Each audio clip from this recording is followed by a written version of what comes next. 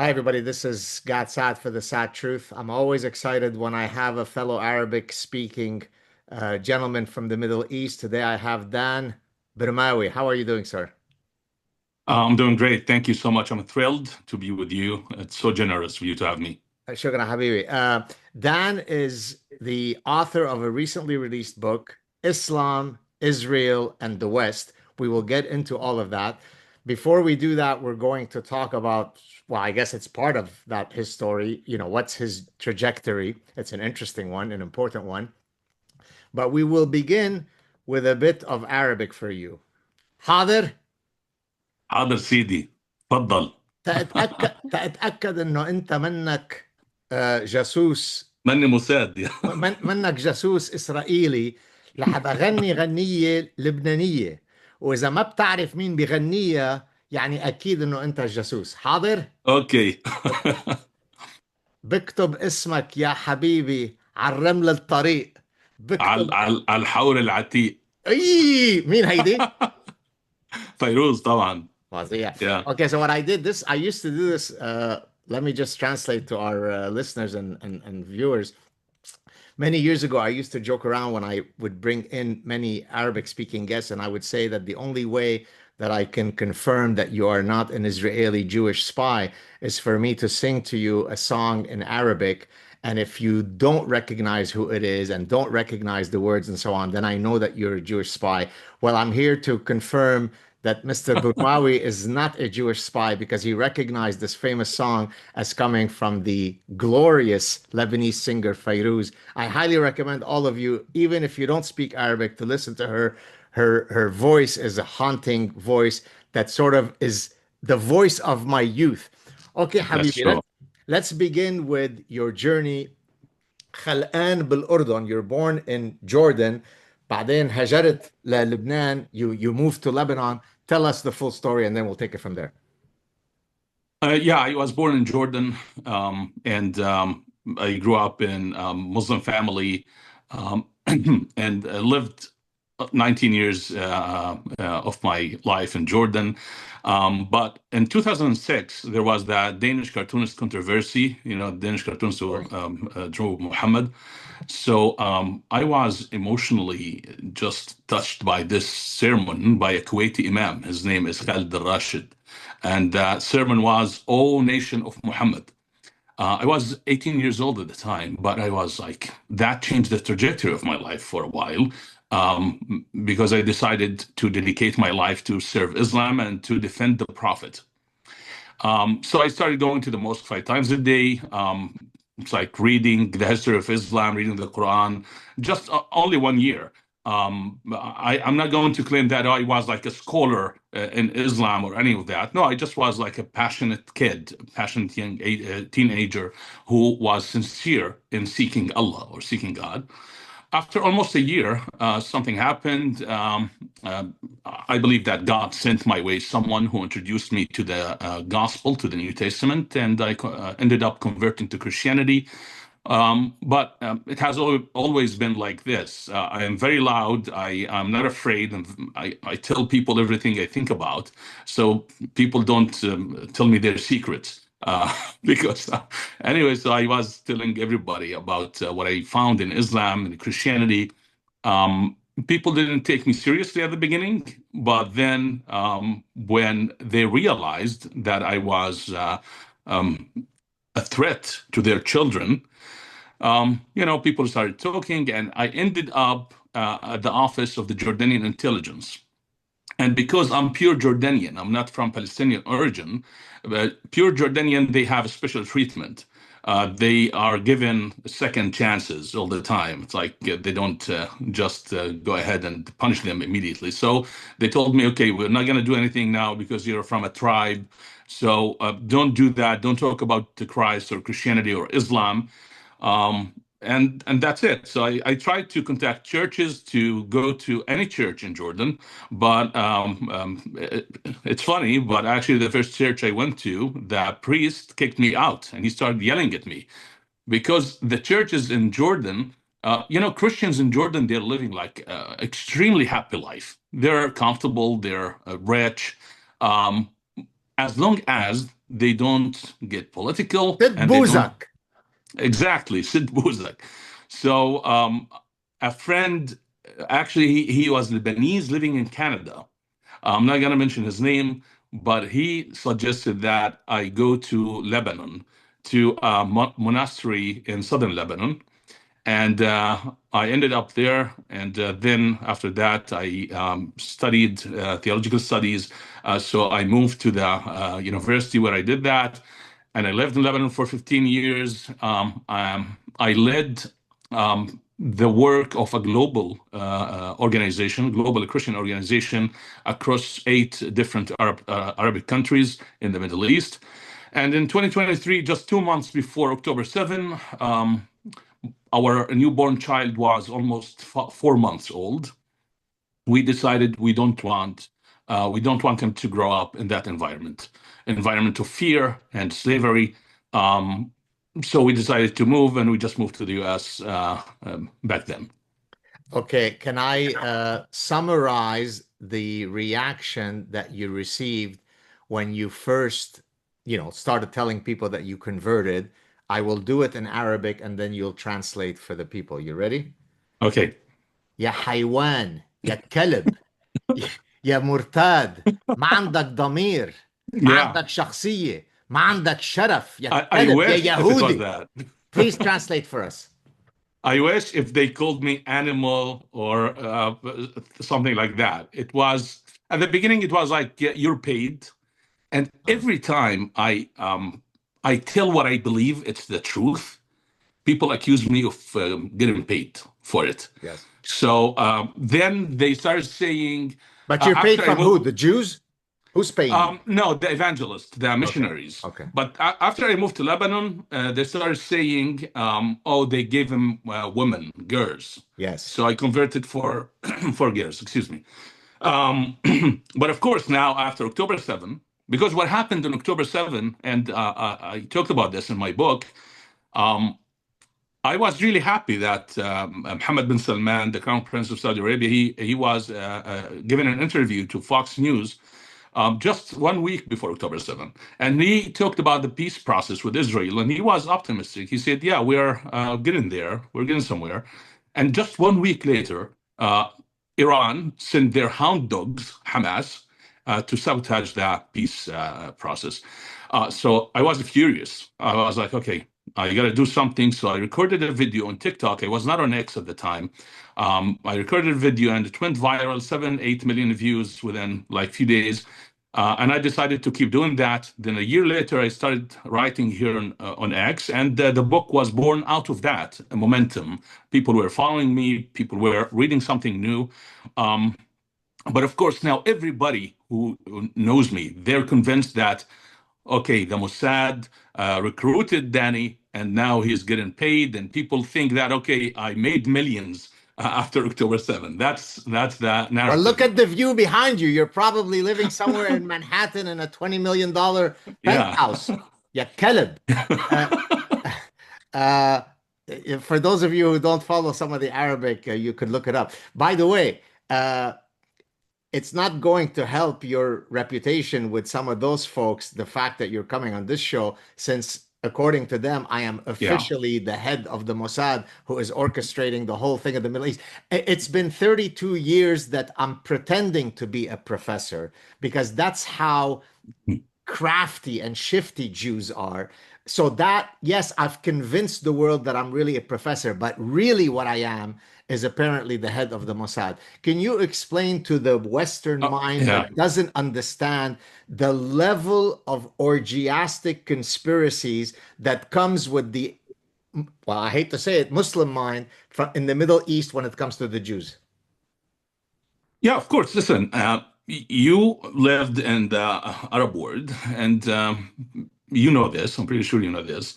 But I grew up in an environment that if somebody is evil, we have a name for him, and that name is Ya Yahudi, Inte Yahudi, Ya Jew. You're a Jew, right? Um, and conspiracy theories, it's like I grew up with them. Pepsi, pay every penny saving Israel. Don't drink Pepsi. Coca-Cola, if you hold it in front of a mirror, it reads no Muhammad, no Mecca. And the Jews did that. I remember a company exported some kind of belts, um, um, and there was a magnet, a piece of magnet in the belt to catch the thing, And the story was okay. Israel sent us these belts to stop us from procreating, and the company just went broke. It's like so. It is. It's unfortunate. And when I was 16 years old, I went to Petra, Jordan, in Jordan, with a Palestinian friend, and that was the first time in my life I met a Jew. Because in my imagination, Jews probably they have tails and horns, even though we see them on TV. But it's still, it's like the rhetoric is always coupled They with, hide them. They hide them. yeah. So I was in Petra, and my Palestinian friend he was climbing a very dangerous rock. It was really dangerous, and everybody was passing by. Nobody cared that he was at that spot. And then a group stopped, and a lady, a nice lady, I remember 20 years ago, she was like, "I'm not gonna leave until you come down. You're going to kill yourself. Come down." And she didn't leave, and the whole group stopped for like 10 minutes until he came down. Then I realized they were from Israel, and that was the first time in my life I meet a Jew. And that was shocking to me because, like, okay, listen, the Quran told us if they are kind to you, they are just trying to convert you. They hate your religion. So don't even believe them if they're nice, if they're kind. So that kind of cognitive dissonance starts like playing out. It's like on the inside I have this belief, and on the outside it's like she seems nice. Um, but of course, when I later in life, when I got to meet more Jewish people, I was like, okay, it's I was redeemed from a narrative of hatred, and people don't understand that. They think, ex-Muslims they just hate Islam, and they're doing this for money. It's like, is it worth it to put my life in danger, my family's life in danger, for money? It's like, how much am I going to make, and what am I going to do with the money when I'm dead? So no, I'm telling the truth. And this is not my story alone. This is like the story of millions and millions of people who grow up in that environment because there got to be. I'm sorry, I talk a lot. You can stop me whenever you want.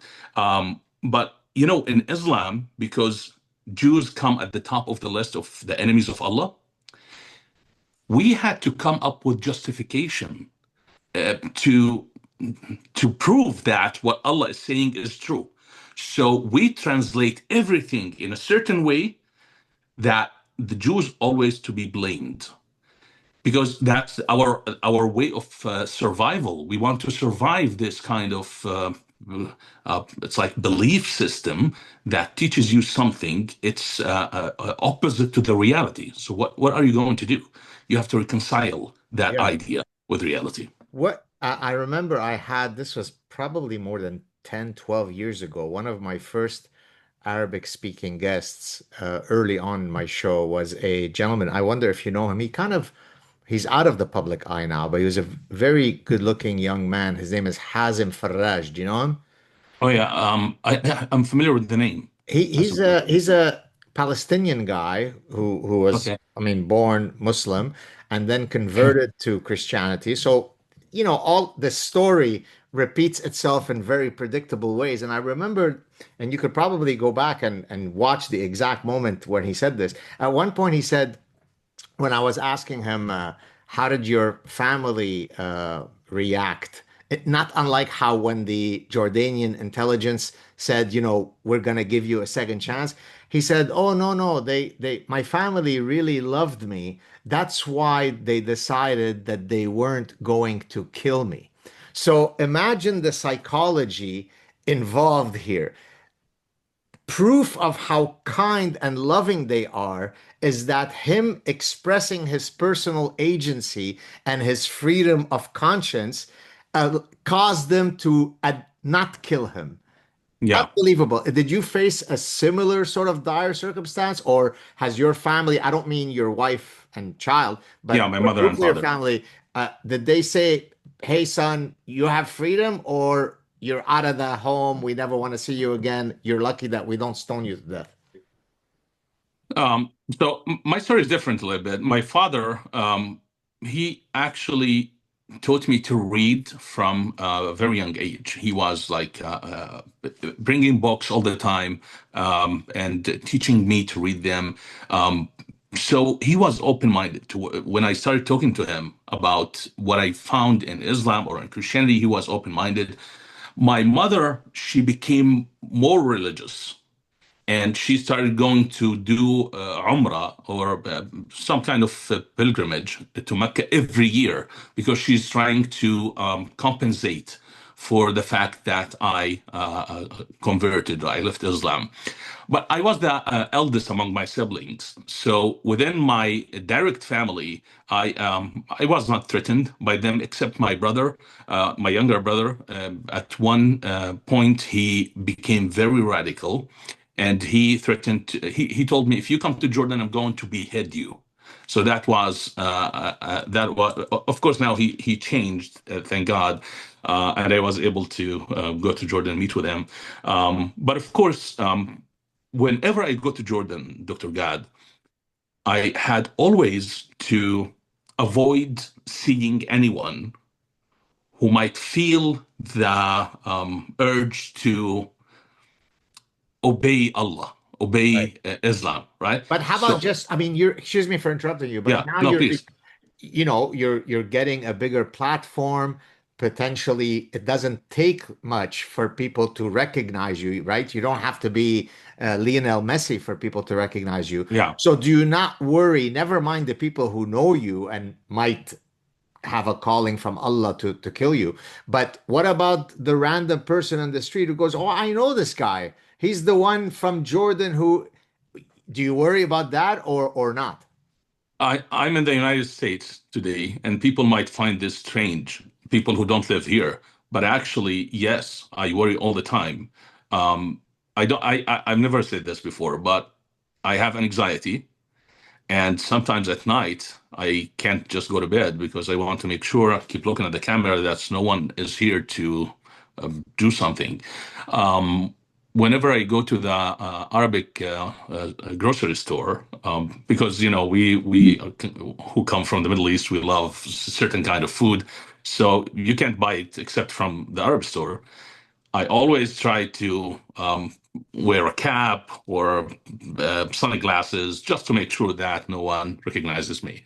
But it's very sad because that's what I'm trying to change. Actually, I'm not here only to warn the West or to do something you have been doing for decades.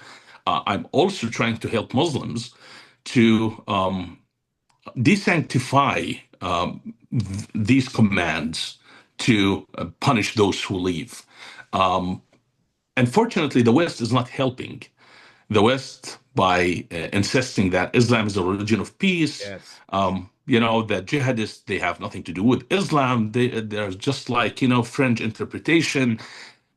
They are not pushing Muslims to read or to reconsider their scripture. Because why would they? If the infidel West is telling us, yes, Islam is perfect, it's great, you have nothing to do with ISIS and Hamas, why would they reconsider, right? So this is part of what I'm trying to do, is to help Muslims. Like, no, you have to take a look at what's going on here, and what I'm telling you is the truth. Your religion is the reason why our region is shithole. I'm sorry, and you throw yourself in the Mediterranean, hoping to reach the shores of freedom in Europe, and the moment your foot touches the other side, you start calling them to Islam, and you want to apply Sharia law. It's like, what's going on? It's like, so What do you think about the possibility? And well, rather than ask you the question, I'll give you my answer to my question, and then you tell me if you agree with it or not. So many people have, through the years have said to me, "Oh, but there could be a reformation of Islam, just like there has been a reformation in other religions. There is a way for people to no longer interpret the endless problematic passages in the Quran and the Hadith and the Sirah as problematic and so on."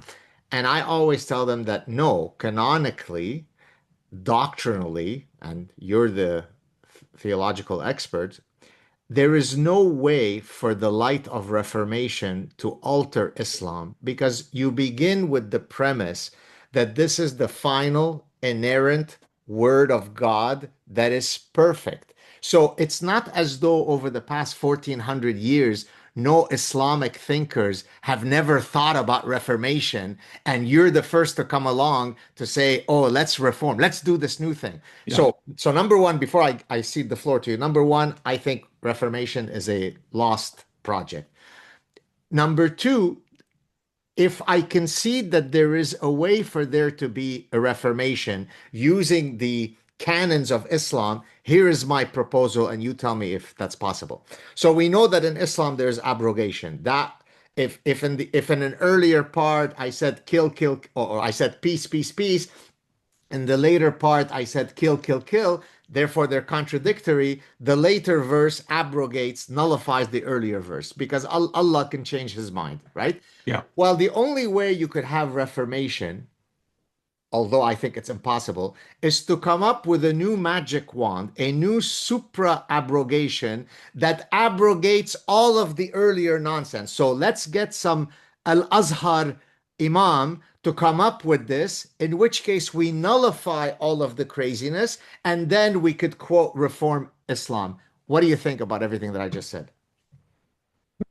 Well, I agree with you, but I also want to say that even if we got that magic wand and the Azhar goes with you, it's not going to work. I'll tell you why. Okay.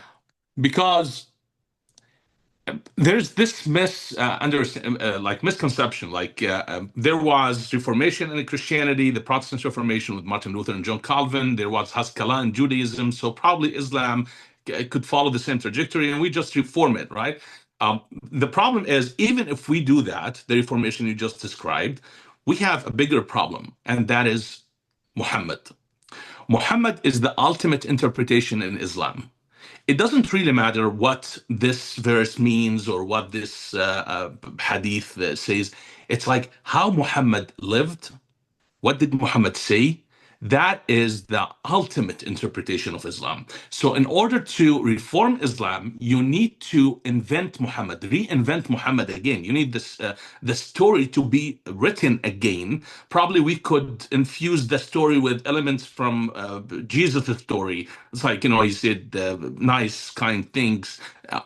There's no other way because the majority of Muslims, and this is not something I'm making up. This is like reality. The majority of Muslims never ever in their life read Al-Qurtubi, Al-Tabari, Ibn Kathir, the interpretations of the Quran. They never did. It's like, but the ideal is Muhammad. And this is what I call the ceiling of morality in Islam.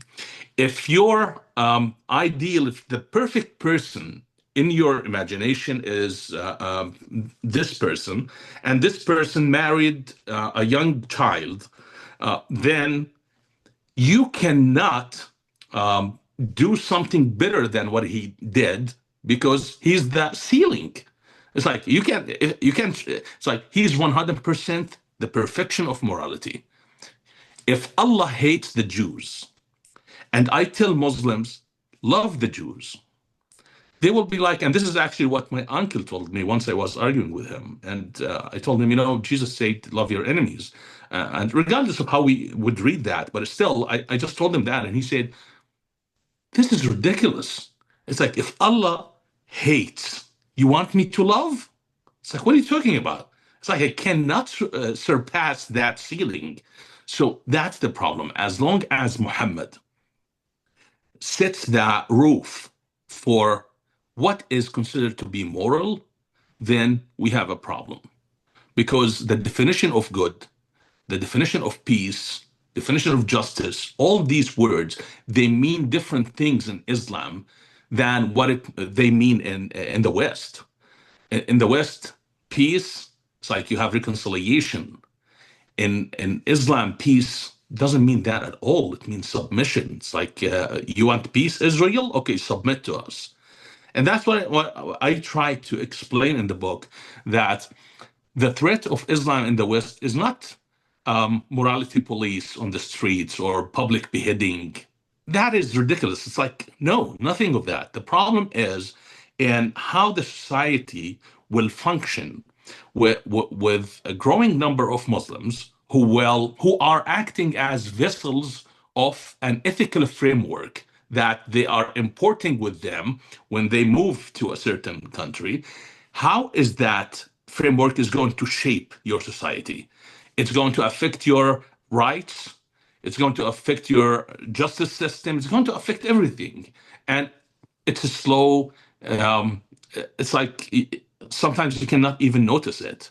But of course, smart people like you, Doctor, you have been warning for 20, 30 years because you were able to see that, but many people, they can't. For example, today I was attending a lecture on Western civilization, and the professor, she was talking about the invaders of Europe, Muslims, the Vikings, etc. She only mentioned five things about Muslims. Christians and Jews lived peacefully under Islam in Spain. Muslims built schools in southern Africa.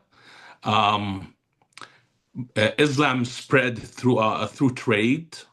It's like she didn't mention anything Well, other than that. so I had a guest on my show many years ago, and actually, let me see if I can pull out. Hold on a second. You mentioned lived in peace under Islam. Let me read it for you. The myth The myth of the Andalusian paradise. Muslims, Christians, and Jews under Islamic rule in medieval Spain. It's by Dario Fernandez Morera. You should go and listen to our chat. This was probably 10 years ago. This is one of the things that pisses me off the most when right away to demonstrate how beautiful Islam is, you go, but Al Andalusia. The Jews were walking around holding hands and they were singing John Lennon Imagine. Well, first of all, that's not true, right? As this book, this is by a historian, okay? It's absolutely not true. But again, tolerance, as you know, but I'm saying this for the audience, to live as a dhimmi under Islam is considered to be compassionate and tolerant to those who are not Muslim. Look how kind and loving we are. You just have to pay a small tax, jizya. We'll protect you. You don't even have to serve in the military. We'll take care of you. Now, God forbid, should we ever lose our tolerance for you, then you have to put on really good running shoes and run really fast, as I did in 1975 in Lebanon. But in 1974, I lived in Lebanon and everything was good. And in 1970, it was all good, but not really, right? Because Yeah. everybody, right? So the Western mind is unable to understand the very unique look. All bigotry is bad, and it's not as though Islam has a monopoly over hate, right? There are, I mean, world history is replete with nothing but hate. But there is something that is uniquely insidious about Islamic hate that the Western mind can simply not comprehend. I know you're trying your best to do so. Do you think that you've been successful so far, or is it la la la? I don't want to hear it.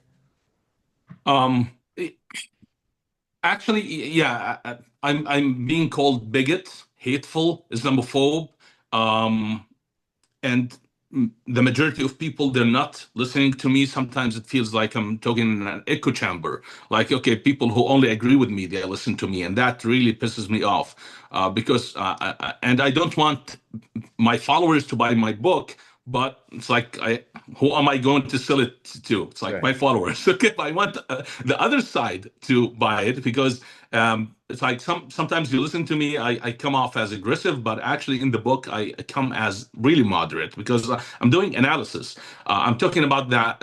You mentioned Islam doesn't have monopoly on hate, absolutely, but the difference between a Christian who hates or a Jew who hates and a Muslim who hates is that when the Christian does it or the Jew does it, it's against their faith. In Exactly. Islam, it's because of their faith. So this sanctification of hatred is the problem because it became sacred. So that is the difference. I don't want anyone, and I always say this, I don't want anyone to use my work to hate Muslims. I I don't want to act out of hatred at all because if we act out of hatred, we are we are cursing ourselves. We will destroy whatever we are trying to build. We must be rooted in truth and love, but not love alone. Because love alone is what you are trying to attack in your upcoming book. Because it is suicidal to love alone. You have to be rooted also in truth. You have to tell the truth. And the truth, for example, since October 7 until today, we have seen what happened in the West. It's shocking. We need to tell people the truth, which you just mentioned about Andalusia. Do you know that Tel Aviv was built in 1909, right? There was no resistance. It's like why the Jews were able to come to the land, build cities, projects, institutions, and there was nothing at all at the beginning. They try to say, oh, it's because there was no Zionism at the time. No, it's because the caliphate was in place. And as long as the caliphate was in place, then the Jews are coming under the umbrella of Islam. But once the caliphate fell in 1924, suddenly the Jews became, they wanted sovereignty, just like Lebanon, Syria, Jordan, it's like these neighboring countries the introduction of the concept of the nation state. Oh, the Jews sovereignty? Oh no. So at that point, there was a mood shift toward the Jews. So if we don't tell the truth, if we only just we want to use love, and especially toward Muslims, because they are non-Christians, non-majority, they're minority, brown people, oppressed, then we will be suicidal, and that's what's happening in Europe, and that's what is beginning to happen in America. So Have you been using your uh, work and act? I mean, I'm going to call it activism. Activism sounds nefarious. Your attempts to engage people of the Islamic faith, have you done so using Arabic mediums in order to, because you mentioned before, well, I don't want my followers to read my book. They're already convinced. I want the other side. So, of course, nothing is a bigger barrier than just language, right? So, and before you answer, and if you don't know this gentleman, you should, but I'm sure you do. Do you know Hamid Abdel Samad? sure. Okay, Yeah. well, I absolutely love this guy. I mean, not similar story to yours. Grew up in Egypt. His father is a hardcore imam. He leaves Islam, moves to Germany. Now, the reason I'm mentioning him is because he has a show. I don't know if he still has it called Sandu al Islam, right? The Yeah. box of Islam. And he had come to Montreal several years ago, and he had said to me, "Hey, do you think we can do the show in Arabic?" So that people can hear you in Arabic and so on. I said, sure, let's do it.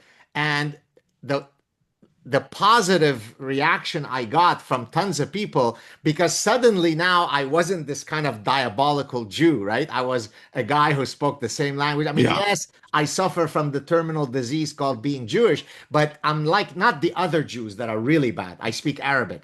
Yeah. So do you do that, or is it all in English now? No, actually, I started doing it in English just 1 year ago Oh, to the okay. day. To the Oh, day. It's like I started writing on X in October 2024, believe it or not. okay. 1 year before that, I was vlogging in Arabic. And I tried to start a show in Arabic on YouTube. Um, I only did like 7 episodes or 8 episodes of it. Um, but I appeared with Brother Rashid, for example. I Yes. did some podcasts in Arabic. But here's the thing. I believe that there are many people who are speaking to the Arab world. Many people who left Islam and now they have big presence on social media and they're doing it. But I don't see a lot of people speaking to the West. And From there the Middle is East. from the Middle East. Because it becomes a lot harder to delegitimize you, because you're born there, because you come from a Muslim background, because you speak fluent Arabic. So it's going to take a lot more effort before we can delegitimize. $7,000. They Exactly. they have to say $7,000. Then after that, when you establish a legitimate argument, then they are lost. They don't know what to do. So that's why I made the decision to speak in English and to write in English. But get this. After my book came out, after I appeared with Brother Rashid, actually, my father called me and he said, I'm 65 years old. And most of what you said on the show, I have never heard of it. Amazing. And I told you that my father is like a reader. He reads a lot of books all of his life. There is no content in Arabic to tell the truth about just only one chapter in my book, the Islamic War on Israel, where I dissect the whole thing from a different perspective. I don't believe I have seen it anywhere else. My father told me I have never heard of it. He's an Arab, a Muslim. He lives in the Middle East all of his life. Never heard of the true story. My brothers told me that the story I shared, or I shared in my book, is foreign to them as well. It's like, who's going to believe you? They told me. I was Wow. like, okay, but it's like I have the evidence.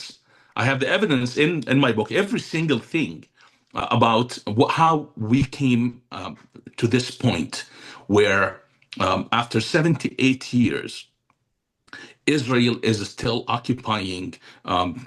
It's like all the news, all the protests on the street. What's going on? Why is this happening?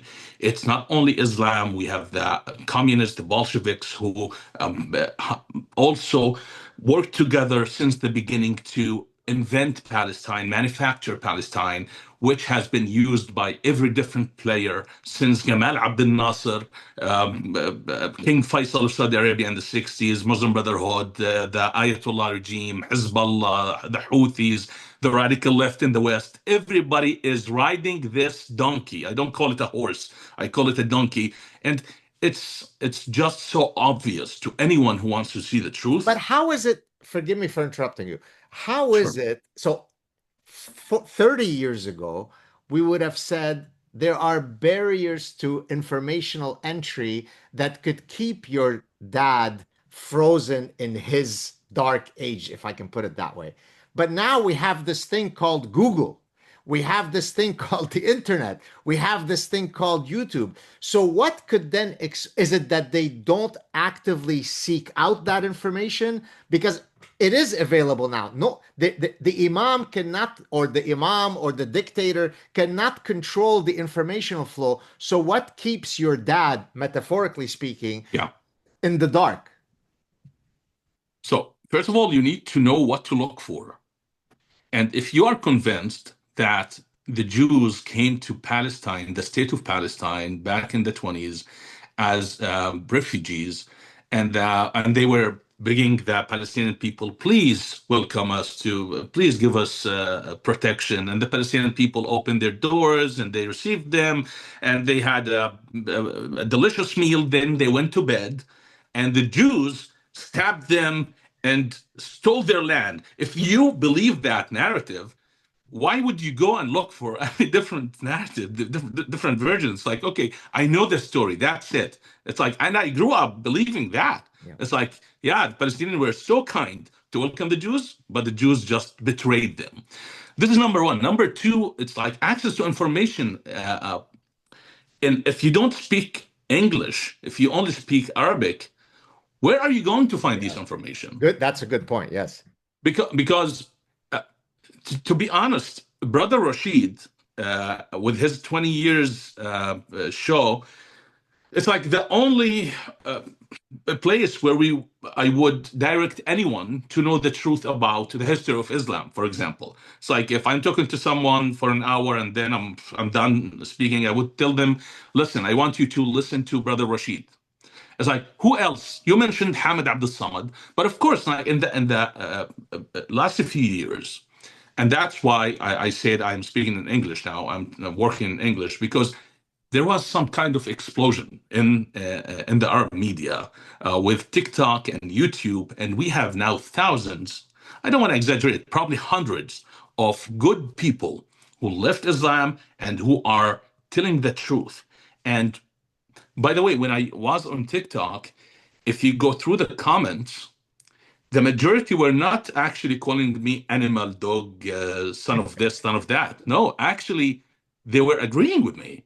It's mind blowing And that they're from the region. They're not John Smith. they're from the region. Yeah, it's like you can't believe the number of people who are um, this disenchantment with Islam. It's happening across the region. The problem is the West is becoming the new center Yeah. for Islamic Jihad. Well, this, by the way, I'm sure you've seen several of those viral clips where you have these eminent Gulf personalities where they're interviewing them, and they're it's almost as if they can't believe what they're saying. They say, "You're going to teach me about Islam? I'm from the Middle East. I'm Saudi. I'm from United Arab Emirates." And I can't stand those extremists, but in the West, you love and support those extremists. The world is upside down. They try to teach me how to. It's like about Islam. Many of them would come and comment on my posts like, "You don't know Islam. You don't understand Islam." And I look up their profile, and they are Americans or they are British. They're not even Muslims. So it's yeah. People can believe whatever they want. As you always say, that people are searching for confirmation of their what they believe to be true. Um, but there is a reason why the West is becoming the center of Islam. When the United Arab Emirates or Jordan, Egypt, Saudi Arabia, when they say we're going to ban the Muslim Brotherhood, they are not only banning the Muslim Brotherhood, they are banning the majority of Islam, which is political. Yeah. And because they have the power to do so, because they are Islamic regimes. So they are sending a message to their people. You are allowed to practice Islam in this 20% of spiritual practices. I'd put it at This, 10%, but okay. okay, let's say in the West, if you, let's say in the US, if the Congress today vote to ban the Muslim Brotherhood, it's not going to change anything, I absolutely agree. nothing. Why? Because tomorrow morning, other people with the same ideology, with the same belief system, they're going to start a 501c3, 501c4 super PACs, and they're just going to, it's like business as usual. Nothing changed. Because Islam, the United States cannot enforce any law because it's not a dictatorship. First of all, you have law and order, which is being exploited and used against the West. So it's going to fail. That's why I sent a message to Senator Cruz, Ted Cruz. It's like, don't bother. It's like even if you ban them, what's gonna change? Well, Nothing. I'll add to what you just said. You're exactly right, but I'll add to what you just said. Even the banning of Sharia law, which okay, great, it's good to put it on the books. To me, it's like I don't know if you know the expression "biskaru bil zbibe," right? It's they right they feel all good about it, right? That's it. We put so what? All demography is destiny, right? Today we're only 3%. No, first we begin, there's only a few of us. We're very, very beautiful, quiet, peaceful community. Now we become 3%, we become a bit more active. Now we become 8%, we warn you about not walking your dog in our neighborhood. Now we become 20%, whatever. And then when we become a bit more, pancreatic cancer stage 4, boom, it's over. So it doesn't matter if you ban the Muslim Brotherhood or you ban Sharia law. It's exact. Now, do you feel that you're getting progress with some of the people whose ear you want to get to, or are they still not getting it? So I met with a few congressmen. I met with a few lawmakers over the past few months. They listen. Many of them agree with me. But here's the problem. I believe that at the end of the day, all of us are human beings and we are behind our own interests most of the time. I'm not saying that I met with everyone I met with is like that, but to be honest, like, of course, many of them wouldn't even meet with me. They would listen to me for 1 minute and they would be like, yeah, yeah, yeah, send us an email and that's it, because they don't want to talk about this uncomfortable subject. So that's why I am starting this organization. And this organization is bringing all the Arab voices, former Muslims, Arab Christians, who are experts at the same time. I don't care if somebody left Islam. That doesn't make them expert. They have to be to have some expertise in a certain field. So this organization is going to be a new think tank in Washington D.C. where we will try to educate the public and the lawmaker about the threat of, as you say, the demography change, because it's not going to matter, even if the public is educated, even if the lawmakers are educated, as long as you have more numbers. I'm pretty sure that you're familiar with his name, Tom Holland, or Oh, Tim. yeah, It's yeah, like, sure. The yeah, historian. yeah, so no, no, not Tom Holland, the historian. I'm talking about another author. He wrote this book about Islam and slavery. I forgot his name. Anyway, he talked Oh, about Peter Hammond. Peter Hammond. Yeah, thank you. So in the book, I tried to build on Peter Hammond model of the demographic reality in the West. It's like we start with 2%. There, it's like, yeah, we just want to live a normal life. We don't want anything. At 5%, it's different. At 10%, it's different.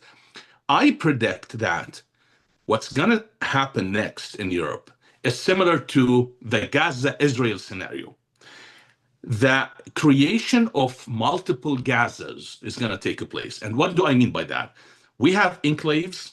These enclaves, with the process of time, they are being accommodated by the governments, right? So that it's like they're getting everything they want. Because, for example, the Labour Party in the UK, they depend on the Muslim vote, so they are giving them whatever they want. Even Emmanuel Macron and his party in France, who are they going to care more about? The Jews, who are 250,000 votes, or 2.8 million Muslim votes? They don't care about the Jews anymore. They want to remain in power. So what's going to happen at one point, they will reach a reality that we cannot accommodate more, because we have given you everything, but now you are demanding things that shake the foundations of our nation. At that point, a pretext will be manufactured, a cause. It's like oppression, Islamophobia. We are being persecuted, and calls to bear arms will be a reality at that point. Then there will be clashes. You call it autocorrect or violent autocorrect. That is going to happen, but it's not the end. After that, there will be calls for separation, independence, and that's where the world will experience the balkanization of Europe. This is not fear mongering. This is reality. We will end up with 10, 20, 30 Islamic countries in Europe formed as a result of what's happening now. And now, when you have an Islamic country on your border, it's not going to be peaceful. It's going to be something else. Samuel So Huntington. Do you remember that? Do you know who yeah, Samuel yeah, Huntington yeah, is? sure. The Right? clash of civilization. Clash Yeah, of Civilization, Islam's yeah. bloody borders. It's going to be really scary. It's like, oh, by talking about it, I feel like people are going to look at me and say, "Oh, this guy is just all of his fear mongering." It's not. It's the pattern. How do you think that Christian territory, and I'm talking to the audience, the Christian territory in the Middle East and North Africa became Islamic? It was occupied by Islam. Islam didn't change. The same Islam that occupied the Christian territories in the Middle East and North Africa is the same Islam that is being imported to the West today. Now, does this mean the West should stand against Muslims? Absolutely not. I say this, and this is important. 98% probably. I'm not going to go with different statistics that 18% of Muslims are radicals. I'm going to say only 2% of Muslims are radical or what they call Islamist. There is no such a thing, but let's say Islamist. Okay, only 2%. So 98% of Muslims, they don't represent Islam.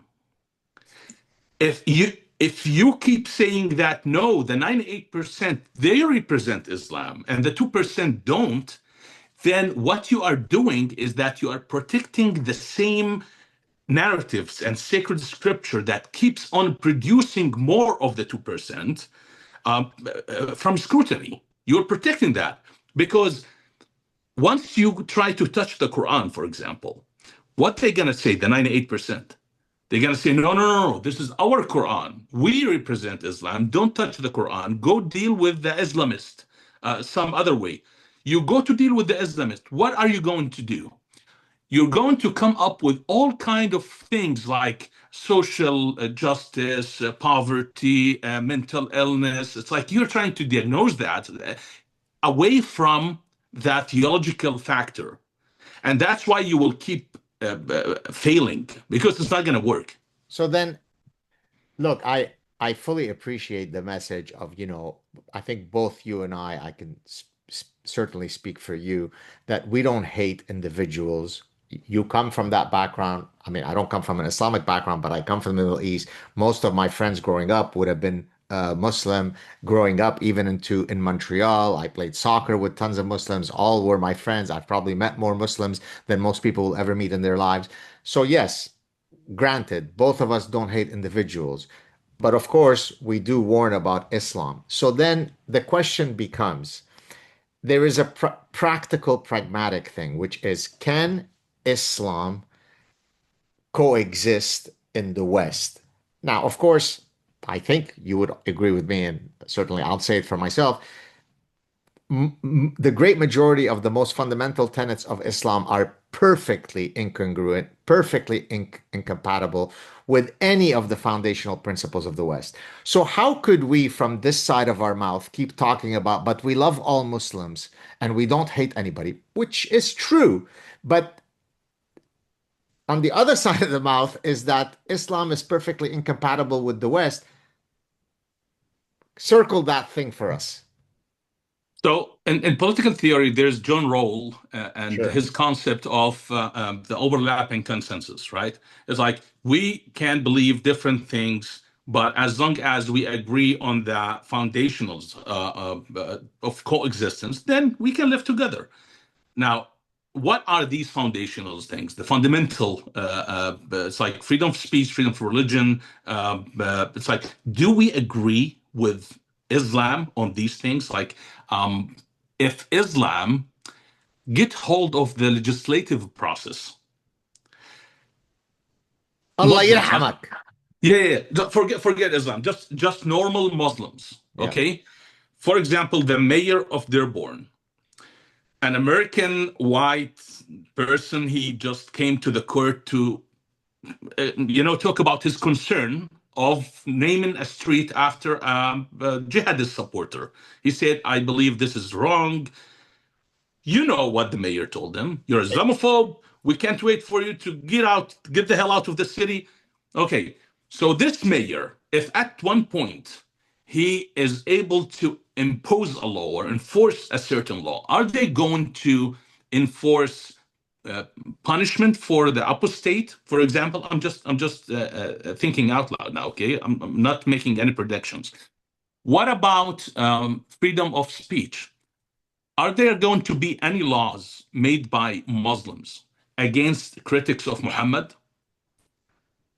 Are we going to see that? Of course, we're going to see that. Look at what has been happening in the past decade. They're trying to pass Islamophobia laws, then blasphemy laws, then it's like so. It's going to affect, and that this is very it's like very essential. If one thing falls, everything else is going to fall. Yeah. Because it's like domino effect. If one group of people say, you are not allowed to criticize my prophet or my God, another group from another religion, from another ideology will come and say, you're not allowed to criticize my prophet or my God. So every group will start to impose their own laws because they want equality. And we end up with a fragmented freedom, then no freedom at all. And the proof to that is Lebanon. Christians worldwide, they don't care about Jesus being criticized. It's like people can criticize Jesus. In the 70s, they made a movie about Jesus being a homosexual. Nobody is going to behead anyone for doing that. However, in Lebanon, because Muslims, they forced their own laws, blasphemy laws. You cannot criticize Islam, Muhammad, Allah. So Christians are imitating that. Yeah. If you criticize the saints or a married virgin of anyone, Christians are going to react in the same manner, in the same way, and it's shocking. It's like, what happened to you? Oh, this is what happens all the time when one group wants to have the upper hand when it comes to the law. Well, I'm glad that you mentioned Lebanon because in my, as you kindly pointed out earlier, in my 3+ decades of trying to warn people, I've always said that the West will have the Lebanese civil war on every street corner. The reason why in the parasitic mind in chapter 1, I start with my personal history, because that is the perfect model of a society that becomes, quote, balkanized, where everything is passed through the prism of your religious belongingness. And again, I know that there's a growing number of people that are waking up to it, but I worry that it's maybe too late. We'll see. Do you think then, if that's the case, if we agree that it's probably inconceivable for Islam to coexist with the foundational tenets of a free society, what then is the outcome? Is it to ban a religion that is seditious to our Western values? Or do we always go back to, yeah, but we have freedom of speech, freedom of religion here? Now, of Mm. course, I've told expert lawyers, constitutional lawyers. I mean, could you truly be so impotent that if the words say freedom of religion, and there is a religion that if it becomes in power, it will end those rights, you will just stand by impotently and say, but there's nothing we can do? I said, there is a thing called amendments in the Constitution where you could amend things. So do you see that it's through that legal process that you can alter the landscape, or if not, what would be some other solutions? When the founding fathers in America, they were, building this country, in their mind, it was the different religious groups who came from Europe, from persecution, and how to coexist. So in their mind, it's like there are only religions. And that is what freedom of religions umbrella should cover. Now, what is the difference between a religion and Islam? This is it's like when people understand this, then we don't have to change the law. We just need to recategorize Islam Right. from a religion to a political organization or political movement. And here's my own definition. Okay, there's no definition for an ideology. It's like it's very difficult to define what an ideology is. We have been trying to do that for a century. But a political ideology is a movement that has a set of beliefs and the desire to spread that belief and the ambition to gain political power to impose it on the society. That is the definition of a political ideology. If you apply this definition to conservatism, liberalism, communism, Nazism, it's like pick any political movement you want, and then you will see, okay, they have a certain worldview. They want people to follow it, and they want the political power to force it on the society. In Christianity, Christianity is a religion. There is a set of belief, and there is the desire to spread that word of view. But there is no political ambition or commandment embedded in the religion to seek political force in order to impose it. In Islam, that is that third element. Islam is, Muslims are ordered, commanded by Allah to establish the religion of Allah above all religions. And religion in this context is the law of the land. So Islam must be superior. And so there's a commandment to seek political power. That's why in Jordan, for example, in the last election, parliament election, only 23% of people went out and vote. They don't care. But in the US, we have CARE and other Islamic organization. They worship election.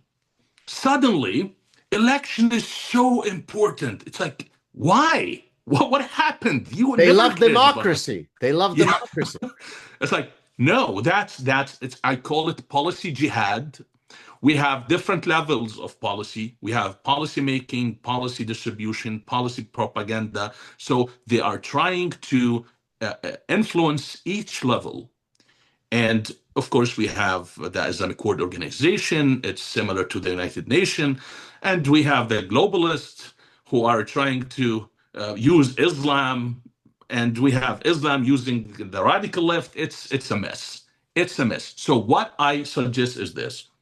As long as Islam is categorized as a religion, then you don't have, and the government, you don't have the freedom to scrutinize, to monitor, to protect your civilization from it. However, if it is seen as a political movement, which it is a religion, it has a religious aspect, but it's also political, then you can take different measures to combat that, but that's not alone. If you only do that, the theory of the handsome doctor got Saad is going to be a reality. The demography is going to crash that. It's like, no, we also need to accompany that with immigration control. Yes. Because you can't only just redefine Islam, because at one point Islam will have the number and it will be redefined again. So you can't really do anything. It's like you are only going to push the can down the road. It's like you are postponing the catastrophe. But you need to control immigration. And to be honest, that's the only way. Do you, Dr. Gad, see any other No, solution to I this agree. crisis? I agree. Yeah. Well, I mean, one of the only things that makes me somewhat pessimistic, and a couple of years ago, I had posted, this was just shortly after October 7th, I posted a tweet that then became viral. I don't know how many, 20, 30 million people, where I was actually quite dour and quite pessimistic, which took a lot of people by surprise because usually, even when I'm dealing with difficult issues, I'm playful and I'm satirical and I joke around. But this, people stood up and said, wait a minute, if the happy warrior is using this tone, maybe we're in trouble. And not to end our conversation on a pessimistic note, I worry that because of the parasitic mind and because of suicidal empathy, it will be too long down the road before the West wakes up to do many of the things that you and I have been talking about in this conversation. So, in the abstract, the trajectory of the autocorrection is clear and it is within our reach, and we can do it and we can solve the problem.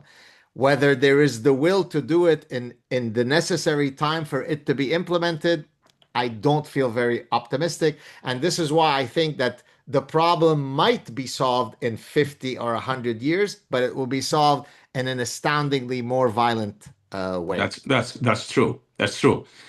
I believe that the Islamic world today is importing the Western values, and they are keeping the cultural shell. For example, the United Arab Emirates. The United Arab Emirates is not the product of Islam.